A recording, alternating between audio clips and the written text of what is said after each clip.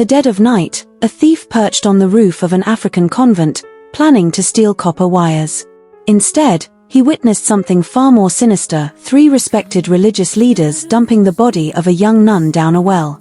What he saw that night would haunt him for the next 28 years, leading to one of Uganda's most shocking criminal cases that exposed how stolen medical supplies, offshore accounts, and a murdered nun were all connected to the holiest place in town. This is the true story of how a self-proclaimed midnight entrepreneur brought down a criminal empire hidden behind chapel walls, and why he risked everything to tell the truth. In the serene town of Mbale, Uganda, where the morning sun painted the hills in shades of gold and crimson, stood the St. Catherine's Convent. The year was 1992, and like many Christian establishments in East Africa, the convent was more than just a place of worship. It was a beacon of hope and education for young women. Sister Grace, a bright-eyed 21-year-old novice nun with dreams of serving her community, was known for her infectious laughter and dedication to her studies. Her fellow sisters would often joke about her habit of setting multiple alarms, earning her the nickname the early bird of St. Catherine's. What made Sister Grace particularly beloved at St. Catherine's was her remarkable ability to connect with people from all walks of life. Before joining the convent, she had fallen deeply in love with Michael Okello, a brilliant young doctor at the local clinic. Their story was one of those rare, beautiful connections that transform rather than end. Michael had supported her decision to follow her calling, understanding that her capacity for love extended far beyond one person.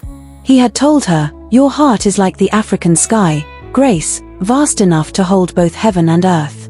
Even after she joined the convent, Michael continued serving at the clinic, their shared commitment to helping others creating a different kind of love story. The local children would often see him leaving medical supplies at the convent's doorstep before dawn, each package containing a pressed wildflower, a silent reminder of their walks through the Mbale Hills during their courtship. What few knew about Sister Grace was the extraordinary legacy she carried.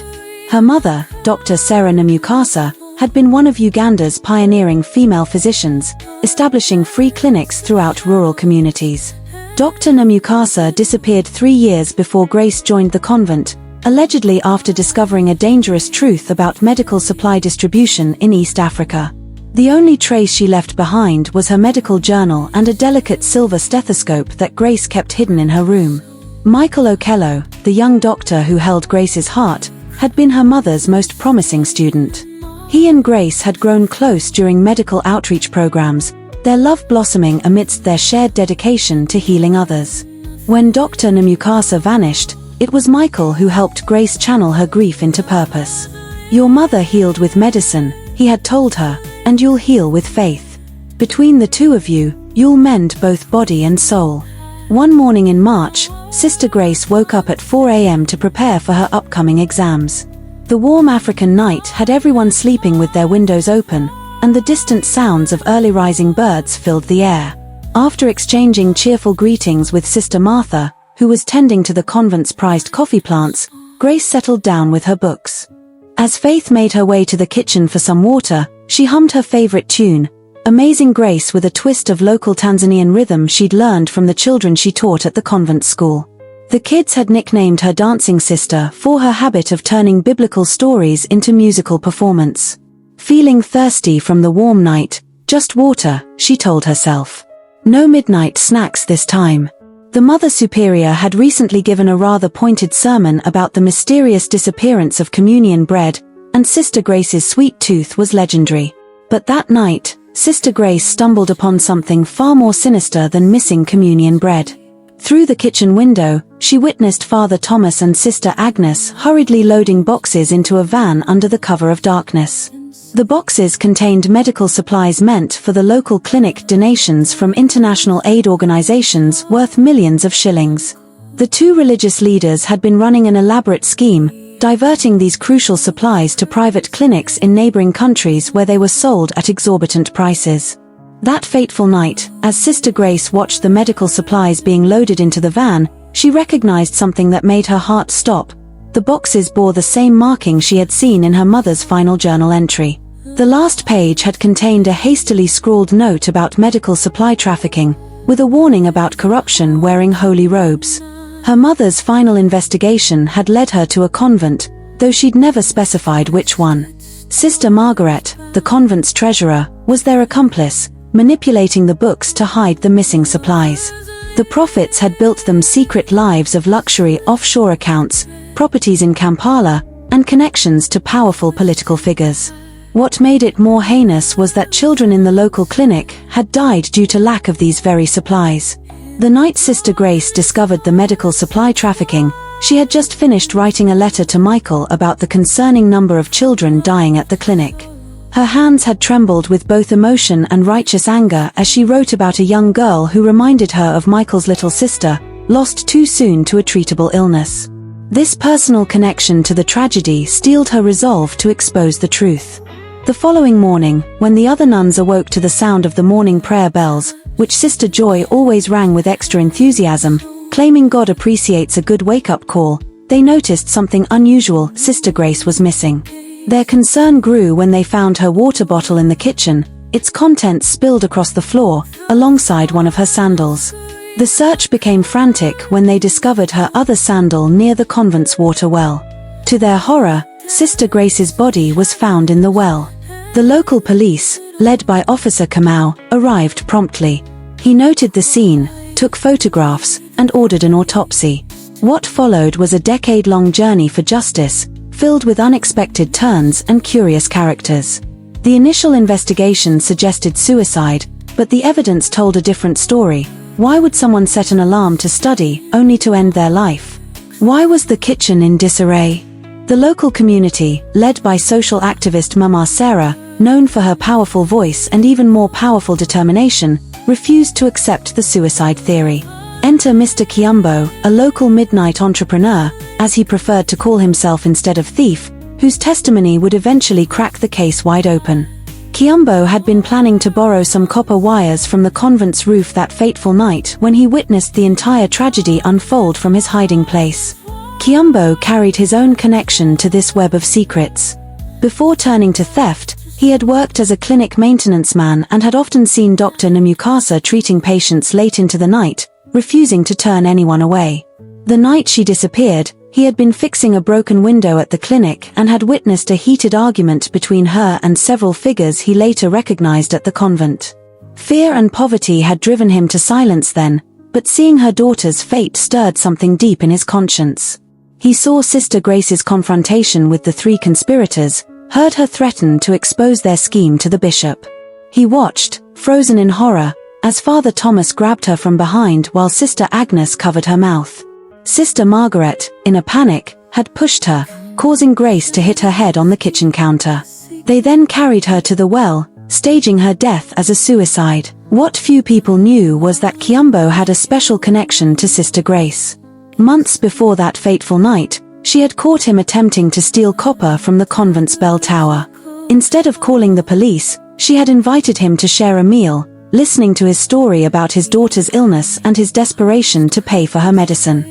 Sister Grace had then connected him with Michael at the clinic, who provided care for his daughter at no cost.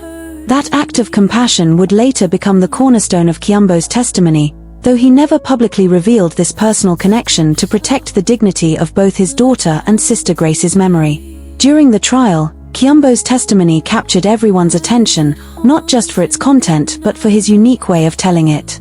He described his career as unauthorized metal redistribution and referred to his thieving tools as his night shift equipment. When asked why he chose to testify, he famously replied, "Well, I may be a thief, but even thieves have principles. Besides, my mother would kill me if she found out I knew about this and said nothing.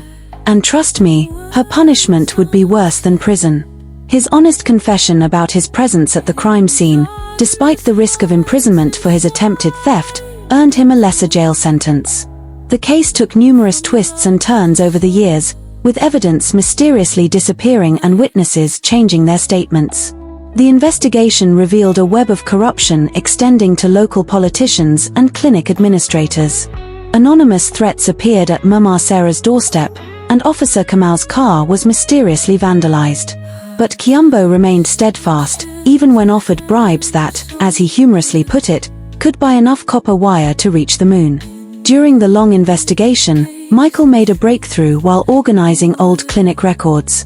He discovered that Dr. Namukasa had created a coded inventory system, marking suspicious shipments with a subtle pattern that only a doctor would recognize. Through her careful documentation, she had mapped out an entire network of medical supply theft, the same network that had ultimately silenced her and later claimed her daughter's life. The community protests led by Mama Sarah took on new meaning when she revealed that Dr. Namukasa had saved her own daughter's life years ago, refusing payment from the impoverished family. Now, Mama Sarah carried 2 photos during her protests, one of Sister Grace, one of Dr. Namukasa, powerful reminders of 2 generations of women who died fighting for others' lives. The trial itself became somewhat of a local sensation, particularly when Kiambo took the stand wearing a t-shirt that read "Professional Witness, Former Amateur Thief." The courthouse vendors started selling Team Kiambo merchandise, and his catchphrase "Even thieves have principles" appeared on bumper stickers across Mbale. His testimony eventually led to the arrest of 3 suspects: Father Thomas, Sister Agnes, and Sister Margaret. The trial revealed not just the murder, but the extensive medical supply trafficking ring they had operated for years. The scandal rocked the entire East African religious community. During the trial, Sister Agnes finally broke under the weight of truth. She revealed that Dr. Namukasa had traced the medical supply theft to the convent, but before she could expose it, she was silenced. Her final evidence was hidden where she believed it would eventually be found, inside the silver stethoscope she had left for her daughter, its hollow tube containing a microfilm of documented proof. Sister Grace had discovered this evidence the very night she died, adding her own findings to her mother's work. 28 years after that fateful night, justice finally prevailed. The court sentenced the perpetrators to life imprisonment, with the judge noting that truth, even when it comes from unexpected sources, shines brighter than any darkness. The case became a symbol of perseverance in the pursuit of justice, proving that truth can come from the most unexpected places. As Mama Sarah often said, with a knowing smile, in Africa, we may take the long road, but we always reach our destination. During the long years of the investigation, Michael quietly supported the cause for justice while continuing his work at the clinic. He established a medical scholarship in Sister Grace's name, training young women from underprivileged backgrounds to become healthcare workers. When asked why he never married, he would simply smile and say, "Some loves teach you to love everyone better." Today, a small garden at St. Catherine's Convent stands in memory of Sister Grace, where students often gather to study. The garden features a special medicinal plant section, providing free herbs to the local clinic, a poetic justice to honor Sister Grace's sacrifice. And somewhere in Mbale, Mr. Kiambo, now reformed, runs a legitimate copper recycling business. With the slogan "No more midnight shopping, we're open during regular hours." He gives regular talks at schools about reformation, always starting with his famous line, "So, there I was, on a ladder I definitely didn't steal, about to steal something else." Proving that sometimes the path to redemption can also be the path to justice. The garden at St. Catherine's became known as Grace's Garden of Healing Hearts. Michael, now the clinic's senior physician, taught medical students there about traditional healing plants, just as he and Grace had once dreamed of doing together. The garden became not just a place of physical healing but of emotional restoration. Former patients would often share stories about Sister Grace's kindness, and even Kiambo's daughter, now a nurse at the local clinic, volunteered there regularly. Today, Grace's Garden of Healing Hearts has evolved into something extraordinary. Besides its medicinal herbs, it houses the Dr. Namukasa Memorial Clinic, where Michael trains young female doctors to serve rural communities. The garden's centerpiece features a sculpture of hands releasing a dove, crafted from melted medical instruments donated by doctors across East Africa. The silver stethoscope hangs in a place of honor, symbolizing the unbroken chain of healing and truth-seeking passed from mother to daughter. Each year, during the garden's memorial ceremony, Michael leads a unique ritual. Young medical students and novice nuns work together to provide free medical care to the community, embodying the unity of faith and science that both mother and daughter believed in. They call it the Grace and Sarah Day of Healing, where every patient receives care for both body and spirit. The case of Sister Grace remains a powerful reminder that justice, like the African baobab tree, may take time to grow but eventually stands strong and unshakable. The medical supply scheme she uncovered led to reforms in aid distribution across East Africa, saving countless lives and ensuring her death was not in vain. The story of Sister Grace and the unlikely hero Kiumbo continues to inspire new generations in Bale. Young medical students at the clinic, nurses in training, and even reformed petty thieves speak of how one person's courage, combined with another's redemption, can transform an entire community. As Michael often tells his students, in medicine, as in life, healing often begins with a single act of courage, and love is the most powerful medicine of all.